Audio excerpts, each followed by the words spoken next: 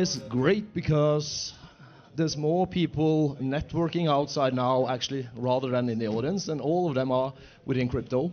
And this is what Davos is about. It's about networking also. But it's also about actually understanding the basis of what everyone is talking about here, the infrastructure, of what we are handling, regardless of you are a degen project, you are a NFT project for that matter of sake, you run an infrastructure thing in one way or the other, or you're a bank and a TradFi. So there's lots of things within that sphere where you need to have some basis of infrastructure in place in order to ensure that you are compliant, that you run efficient, and that you also can scale, and that you also can combine these tools together. So that's why we have the great pleasure to have an amazing panel here today, where we have various key players from the joyful ecosystem that we are all in, and I hope you are interested in, to join us today. So starting out with Max, a brief intro about you, and TaxBit. Do it like this a while. Thank you very much. Some of the key players, thank you very much for that. So what we are doing is I'm managing director here in Europe and the UK from TaxBit and the global head of regulatory affairs. We're the biggest financial compliance software provider in the digital asset space, servicing more than half of top 25 DA brokers in the United States plus United States government. So we really focus on enterprise financial tax information reporting plus bulk data assessments and case audits for IRS and other bigger authorities. Perfect. So hi, my name is Tim. Thanks for having me as well. I'm the CEO of Crypto Risk Metrics. We are providing software and data products for crypto asset when it comes to compliance. So for example, software as a service solution for risk management, as well as, for example, ESG data, which you have to publish under MyCore. Good morning, everyone. My name is Matthias Bauer-Langartner. I'm head of policy at Chainalysis, a blockchain analytics company. It's great to be here. For everyone who doesn't know what Chainalysis does, it is essentially a blockchain analytics company. So we look at on-chain transactional data and connect real-world entities to that traffic on-chain. So we basically make it understandable what is happening within the ecosystem as a whole. Our tools can be used for compliance purposes, investigative purposes, but we are moving much more into a world where we're not just looking into the past, so transactions that happened. We're much more working towards being actually more predictive and preventive when it comes to crime. Also, we're doing a lot of Web3 data, so business data rather than just compliance data. Hi, good morning. Pleasure being here. My name is Shlomit Wagman. I'm the Chief Regulatory and Compliance Officer at Rapid, which is a payment company, a traditional payment company. I'm here mainly under my previous roles. I used to be the head of the Israeli FIU. I was the chair of the RTMG working group at the FATF and took part in designing the global standards on VASP, the travel rule. You could blame me on everything that hurts, and basically designing this environment. In addition, I'm a fellow at Harvard University, working a lot on Web3, AI, and financial regulation and financial crimes. And I will try to give you my broad perspective as a former regulator and law enforcement person on the ecosystem. I'm working a lot with blockchain analytics companies and have many insights to share on how bad guys are using the ecosystem. Awesome. It's great to have such a diverse panelist. What's up, everyone? I'm Francesco. I'm leading all the developer relation team at Consensus. So I've been on-chain for the past 6 years, fully on-chain. So I'm on-ramping, off-ramping. I don't know how many of you guys use MetaMask daily, but we're running a lot of infrastructure products, right? From stuff like Infura for developers and wallet infrastructure. And lately, Linea. So it's a KVM that can make you deploy cool dApps and provide good infrastructure for developers and users. So excited to have this panel and looking forward. We're excited to have you on. And I think what you heard now is naturally also a lot of, call it, compliance-related issues, naturally. That's the basis and the fundamentals there. But there's also other things that people might not be very well aware of in some matter, and that's also the MiCA, the markets and crypto asset regulation. We had a great panel on this one yesterday, also together with other representatives from FSA, etc., and some of the best lawyers. So we really had an in-depth thing there. And like I mentioned on the previous panel, among others, we clearly concluded from the legal side that both the meme coin Trump and Melania, they are definitely not MiCA compliant. And the FSA, they wouldn't rather confirm or deny whether an arrest order from the MiCA police has been issued and will meet Mr. Trump at the airport if when he arrives in here in Davos. But on the serious side there, it's elements in there that clearly is there in from a purpose from the regulatory side in EU. And that's also where lots of people are thinking, call it the basic mindset, like we said. Like I always say, apply an ordinary government hat on your head and think, how will government think about your project in your case? If you were on the other side of the table, that's how you should act. But even that might not be enough, because we in MiCA, we also have the so-called ESG requirements, the environmental, social, and governance requirements, that is relating to actually CO2 footprints of these different protocols, i.e. blockchains that they are using. So starting up here with you, Tim, take us a little 101 in brief about a very important element and a point that lots of people are actually tending to forget, and i.e. by that failing to be MiCA compliant. Absolutely. Thanks for the introduction.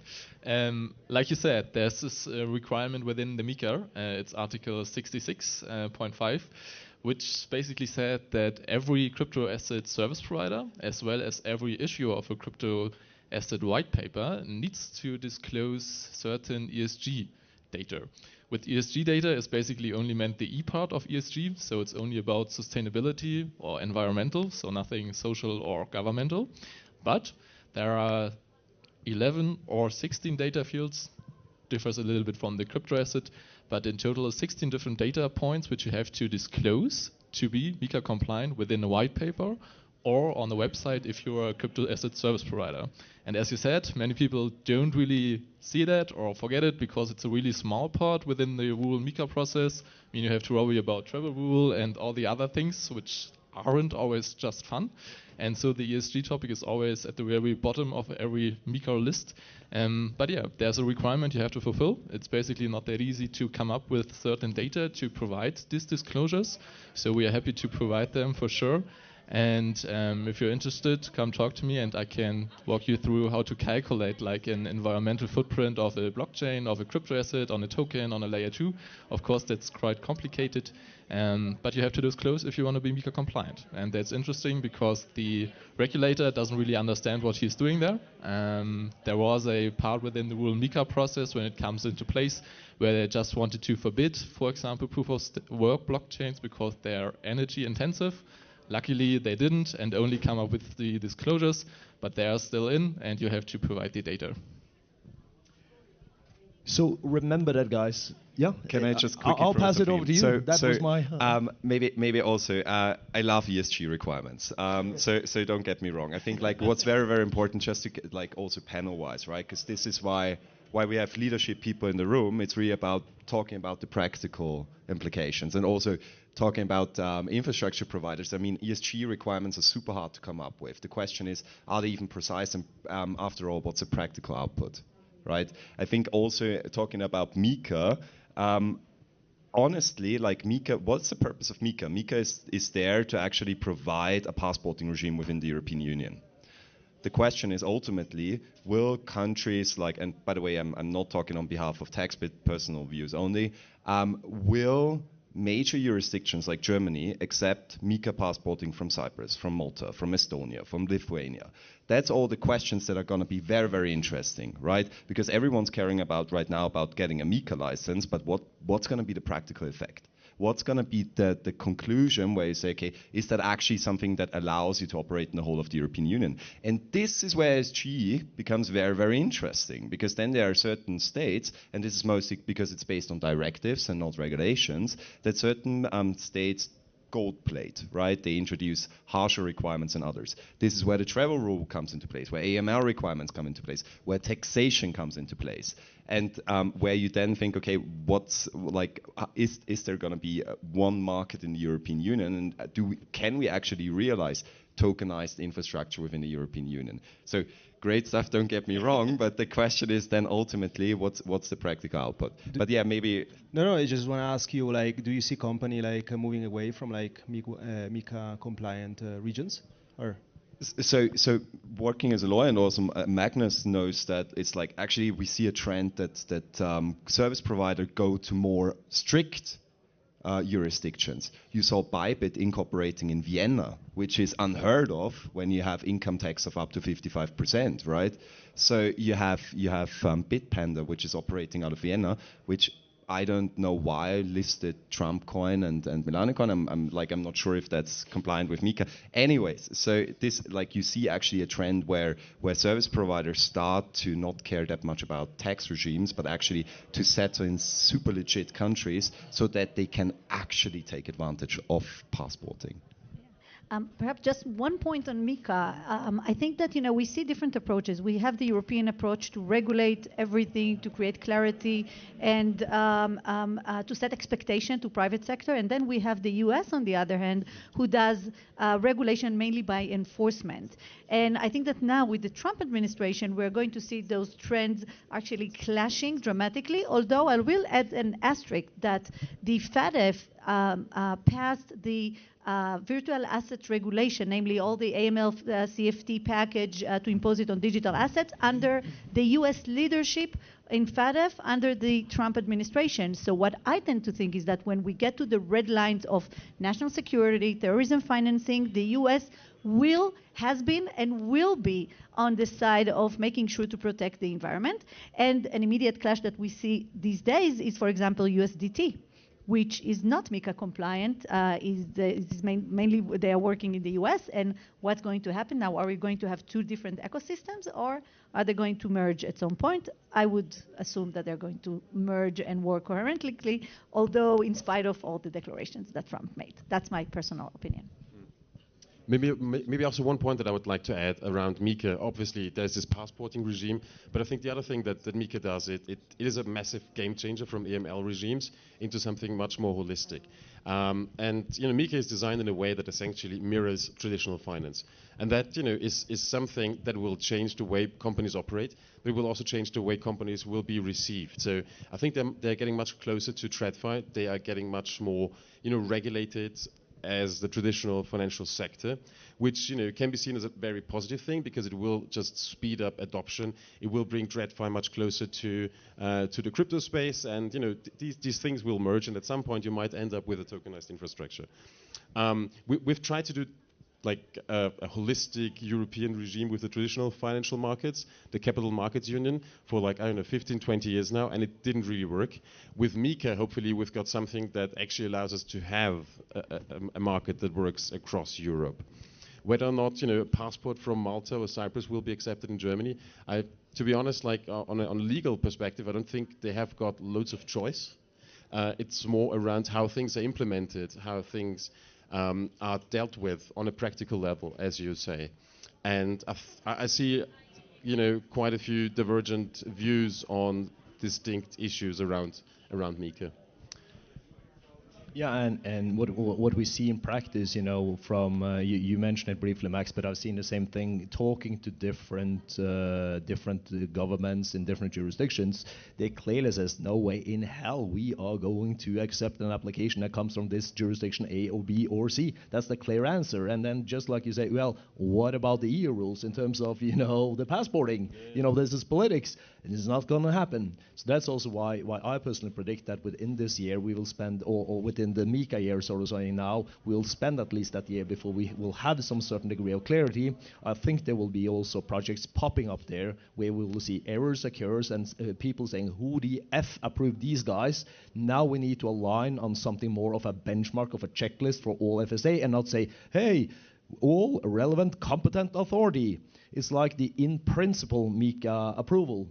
So even on stage yesterday, we had the FSA saying straight out, it's not all FSA that are fully competent on this area because it's fairly new for them. So it's not a critic or whatever. It's just the fact of thing towards how people have invested in it from the government side.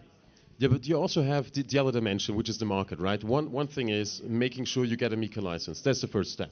But then you need to operationalize it, you need to use it, which means you need to be part of the market, you need to have access to traditional financial services.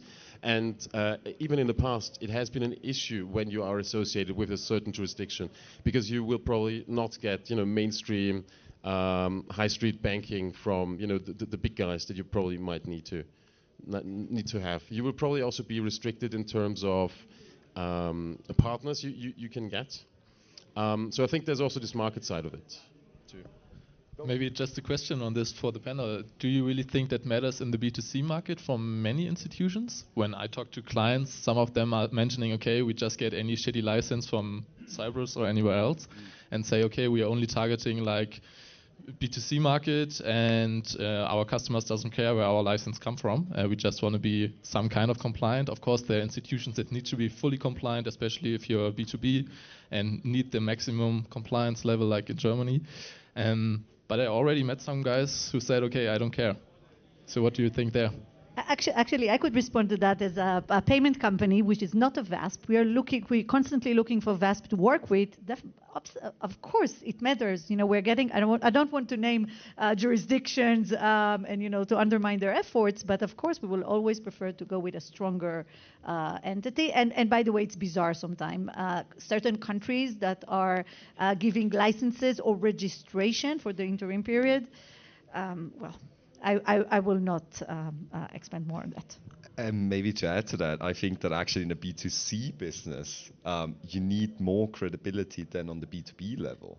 Because actually in B2C is where regulation really kicks in when it comes down to customer protection, right? And where the regulator and financial market authorities are actually stricter than if you're operating purely B2B. But maybe my question to over there, tokenized infrastructures, what do you think of all the requirements kicking in from ESG to AML to tax information reporting? So just to flag this here, from 1st of January 2026, every single service provider in the European Union and also in Switzerland and also in Dubai and also in the Seychelles and also in the BVI and Cayman will be required to do KYC plus on their customers, meaning collect their tax identification number from the 1st of January, because this is the crypto asset reporting framework of the OECD that is implemented by 53 jurisdictions starting from 1st of January 2026. And then they need to report all their customer activity and transactions to the local tax administrations where they are incorporated in, and they share it then amongst each other with other jurisdictions. We know that from the traditional financial sector as the common reporting standards, the CRS. That is being implemented for crypto right now. And for also talking about tokenized infrastructure, we just saw the regs coming out in the United States where its interface providers in DeFi would be required to report as well on a transaction basis. So the question is, do you think that this kills innovation, or like that you can even comply with, or is it necessary in order to ensure that we are operating in a regulated market? I mean, I think like having strong kind of like guideline make totally sense, right? I only like think that EU is not a big market for users. And I see a lot of people also like kind of saying, oh, there is a lot of efforts to try to regulate and get in those jurisdictions, right? Because it's quite fragmented. But I think also like this bring a lot of clarity if you want to actually target this market. But I also see like people starting to kind of like moving away, right? I feel like there are two type of players, right? The one that actually appreciate the clarity and the framework and actually want to move in this jurisdiction, or the other people that are kind of like saying, okay, we're kind of like moving away because the market is not big enough. It's tricky. I don't know. Yeah. As we are discussing infrastructure, with your permission, I want to put some light on an area that many people are not talking about, and this is the illicit uses of the blockchain technology by bad actors. And I think that in terms of infrastructure, there is a lacuna that currently exists, and I think that having Chainalysis here is a great actually partner. Most companies, VASP and blockchain analytics companies are now looking mainly on traditional blockchain, less on real-time Web3 transactions. And many times we're following the travel rule on know your transaction, the KYT, which we're doing like, linear investigation. However, What I see from working in the industry and with the field, that we're moving more and more to pattern recognition environments in which bad actors are much more sophisticated than that. And they're actually creating networks of money laundering and terrorism financing infrastructure. And in order to combat that, we have to develop a more enhanced approach, what I call the second generation of blockchain analytics, to be able to look carefully on patterns and network analysis. For example, I can share, I was recently presented with an amazing infrastructure by Iran that meant to bypass the sanctions, of course. And they built this beautiful infrastructure, many different networks working with customary coins and also many shitty coins that are just blurring the entire environment. And they're doing many transactions at a minute, and it's very complex to find out. Now, if the VASP that is conducting those transactions vis-a-vis with all the layering and structuring that is conducting them will do an investigation, or law enforcement will do an investigation trying to follow a particular transaction, they will reach a dead end very soon, and most traditional blockchain analytics companies will give us a green light at the end of the day because of the layering and the current approach that is being taken. However, when you are looking at data in a more holistic way with travel rules soon, but when you're looking on patterns, you just see those networks, and they have like many different clusters that are working, and then you are able to actually address that and understand what's going on. Now, each VASP or each transaction would look perfectly fine. And I would be curious to hear Chainalysis, for example, and other players, how do you approach that, and whether you are starting to build the second generation of blockchain analytics capabilities given those challenges? Thank you very much for the question. It wasn't prepped, but it's obviously quite a good one. So let's start off with blockchain analytics. So what you call the first generation is essentially tagging information that we have evidence of, for example, a sanctioned address, or we find some information of a crypto wallet. We introduce that into our systems. That is the first step. But the second thing we do, and we already have done for the last since the beginning essentially, is a process called clustering, where we look at not only that specific wallet, but the whole contextual transactions that a specific wallet has. We already do that, and it's extremely efficient. And it also gives you so-called ground truth. So all the clustering methods, we do have an evidence that a specific wallet is linked to a specific type of illicit activity, let's say terrorist financing or sanctions. And it's extremely powerful because, to give you an example, we've got 1,400 roughly wallets being sanctioned officially by OFAC and OFSE.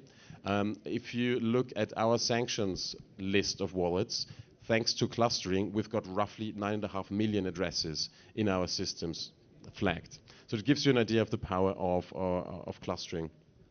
Now, the second generation looks, what you call the second generation, is using enhanced methods like machine learning, artificial intelligence, behavioral analytics to be able to not only have evidenced information within our systems, but also recognize patterns that we essentially ascribe to a specific activity. So, for example, and this is already live, we have got that called, like the product called Signals. And what it really does is, if we recognize a specific pattern, we can give you a likelihood of that specific crypto asset being used for a certain type of activity. So based on that transactional data, we think it might be a payment to a darknet market, or it might be used within a terrorist financing cell. That is live already today. But we even have now acquired 2 further companies to enhance our capabilities, and it's not only enhanced clustering. We're now actually going into the era of predictive analytics. So instead of just looking backwards and doing investigations, as you say, and there's loads to say about DEXs and mixes and bridges. But the point about predictive is that once you recognize a certain pattern, you can see it building up. And before transactions happen to these types of clusters, we can warn VASPs and customers and basically say, this is part of financial terrorists' infrastructure. Do not make that transaction, rather than looking backwards. Can I just quickly add something to that? problem that we are facing, also in law enforcement, police, etc., is that first of all, clustering is great, but if I worked as a criminal defense attorney for a long time, so basically the problem is also heuristic. Clustering often doesn't work. If you go to criminal court and you want to prove a case, it's very, very difficult just based on clustering. That's the first part. Second part, and clustering is not always right? It's 99.9%, so yeah. So that's the first part. Second part is I think it's the problem that we see also with regulators globally is that we have a very strong trend that law enforcement bodies would just look at on-chain. But whereas if you look at the broader picture, crypto is just very small part of the whole piece, right? And the problem is that you often then just have on-chain investigations. You send a subpoena to an exchange, you receive transaction history, all the transactions that occurred off-chain, and then basically the police stops investigating because they are not capable of combining on and off-chain data. This is actually what we do at TaxBit, right? So work as a data aggregator really to combine on and off-chain data. And I think this is also where more demand will be coming in the future, especially with all the information reporting that kicks in now in regards to crypto, and with all these additional requirements kicking in, is really the need for bridging on and off chain and really truly have a follow the money approach, because this is what a lot of investigative bodies are struggling with at the moment. So I think this needs to be taken into consideration as well. I fully agree, and I also here speaking a lot with regulators and giving them training. Also, many times they're receiving the data, but they don't know what to do with that. Not all countries are capable enough. When I led the FIU, we were able to confiscate millions of dollars of terrorism financing back then already, and the Israeli capabilities are very good at that sense. But we do see other countries who are not there, and that's of course obvious that they need to get more training. But I do want to push a little bit harder. And like double click on that, because we in the transaction monitoring environment that we feel, okay, we'll have clustering. By the way, that's the most efficient way. And there are some challenges to bypass that in court, but still it is possible to prove that. But we also see the on-chain, off-chain. We see DeFi environments, smart contract, and network lightning, and so forth. All those environments are extremely complex. And I think that only with pattern recognition, you are able to actually understand what's going on and combining information across jurisdictions. And again, as was mentioned here, this is not developed enough yet at the law enforcement community as well. So there is work to be done on both aspects. I'm actually going to speak on the Munich Security Conference next month to leaders from all over the world and trying to push them to improve their capabilities as well, in addition to the industries moving to the second generation. I mean, I think it's great what we're discussing here, but I also want to mention that something like 70% of hacking is done by social engineering stuff. So, I think it's great that we're speaking about all this clustering, and at MetaMask we're also doing we have 30 people full-time security. Chain analysis is a big partner, right? Cross-checking, malicious contract, but then people get hacked. Even companies, multi-sigs get hacked because of social engineering things, right? So I think the focus also on the education on multi-sig management, especially on-chain toolings could be corporate, but also on the B2C side. Yeah.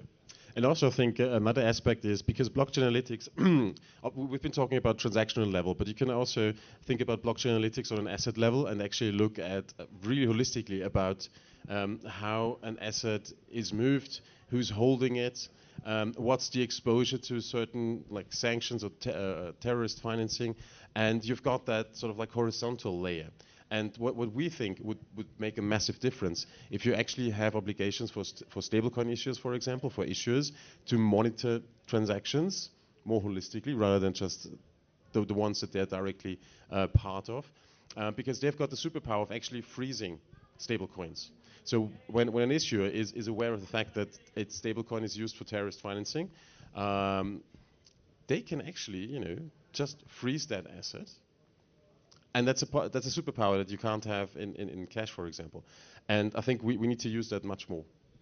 Can I just ask one question? Why are criminals so stupid and still using Bitcoin? But this is what I want to say here. There was this report, I don't remember who pushed it out, but criminal financing, money laundering specific, there is not a lot of people, something like 2%, and it's all cash to cash. So I don't know. I think what we're discussing here is also kind of like a misconception, right? Because who is doing on-chain money laundering right now? I think that's a very valid point, and I'll let you answer naturally, Matthias, in terms of your report and everything there. But what governments in general are not saying officially. The only thing actually, only time I've seen this, call it officially, was 3 years ago in Norway, together with the criminal police, the secret police, the FSA, the tax authorities, and the whole bunch of them. And that's where I had the last speaking slot. So I told them, if you don't tell this number, I will. And they were like, Magnus, come on. And it's like, yeah, why can't we get it? Because we hear these things. It can be used for illicit. It can be used for this or that. But it's like, what's the number? So that's where you have found, a certain number, less or close to 1% all over time. But that's what you have identified. And we all know, regardless of how good you are, there are dark elements to this industry. But then the Norwegian authority said, we believe in crypto, there's around 2 to 3% illicit activity, including the dark numbers. If you look into illicit activity in, call it the corporate world, it's around 5, 6, 7, 8% something. So that's the numbers that we currently have in general. Magnus, let me challenge that. I was at FATF when we received this data from back then the blockchain analytics companies. I highly doubt. I think that this is lack of capability to trace the illegal activity, and those cannot be the numbers. Unfortunately, I'm really in favor of the industry, but those cannot be the numbers. Speaking about Bitcoins, we see that the more sophisticated criminals, Iran and other sanction evaders, are moving into Tron and other coins, so it's larger than that. And there is one big elephant that we have not discussed yet, which I have to throw into the discussion, that there are certain countries, jurisdictions, that are allowing players that are working with licenses under their jurisdiction to work without proper KYC and EDD and so forth. You all know who those jurisdictions are. I don't necessarily need to name them, but it seems that, and that's created a lot of chaos, and most of the illegal activity will go through those channels. And then at the layering process, it will reach eventually also the legitimate or more... That's very valid. And cautious of time, we need to summarize up. But I would like to challenge the question back again in terms of that. I don't challenge you in some matter, but what's your indication, the estimates then? If you don't believe what the Norwegian authority had collected, what's your indication, just so we have a benchmark? So I don't have the full picture, but as I'm working a lot with the second generation companies of blockchain analytics, I do see different numbers. And for example, we heard there's 9.5 million wallets that are related to sanction entities. The numbers are extremely higher. Can I just throw something in? I think we need to differentiate between criminal law and international criminal law, because I wouldn't see sanctioned wallets as part of the core criminal law that we had been talking about when we were talking about blockchain forensics when it all started off. Because back then it was about mixing services, it was about darknet, it was about ransomware attacks, etc. I think this is on the decline. I think the problem and that's what you're highlighting, Shlomit, is really the money transfer between jurisdictions that are accepted by, let's say, Western states that are on sanctionists or non-sanctionists, and this is probably more of an area where I think it is to avoid sanctions. Yes, probably crypto is increasing, but I think in the traditional criminal law sense, I don't really see much crypto-related crime anymore happening really. Because like I said, who's so stupid to use Bitcoin? It would be more maybe if Bitcoin is actually a means of payment and you pay for an actual, I don't know, if you bribe someone, right? Yeah. But that wouldn't be on-chain crime. That's very valid. And unfortunately, due to cautious of time here, I would love to have your answers and hear more. And I think we could discuss for yet another day on this topic without stopping on it in terms of, call it the complexity level here also. So what you're saying is totally right, Max, and I think the most important thing is how we quantify what is illicit in terms of it. Is it that you had Bitcoin on your wallet for a value of $1, but you have not declared it to tax authorities, and hence you are tagged as this is illicit, they did not report it? Or is it the fact of something that relates to terrorist financing or children pornography or other real stuff? That's also the balance. So it's all down to how we mention or do the numbers in what we mention here. Can I just one last word? I think, like Jenny speaking, I think that personal opinion again, that more than 90% of crypto assets are actually crime related, or there's some money laundering involved. The reason being tax evasion and tax fraud. It's a crime. And if we look at tax transparency, I chair the OECD Business Advisory Group. So the tax transparency globally is anywhere between 1 and 6 or 7% max, right? So think about it, because actually if it comes from a case of tax evasion, it's money laundering. Indeed. So finishing off on that, you can keep this one, Max. It's a complexity level, and the point is rather, when you're digging into this landscape, you need to be ensured that you're covered from all angles, and that's why you should reach out to all of these parties to ensure that you are compliant on all the connecting areas here, because this is not straightforward, and it moves also forward. So it's a highly complex landscape. It's totally doable to navigate if you connect with the real good actors there. So that's what we're here for. So feel free to reach out to all of these great panelists. They will be around here in different variations over the days, but just Google their names and numbers and connect with them, and we're more than happy to build this together. So give the panel a great round of applause.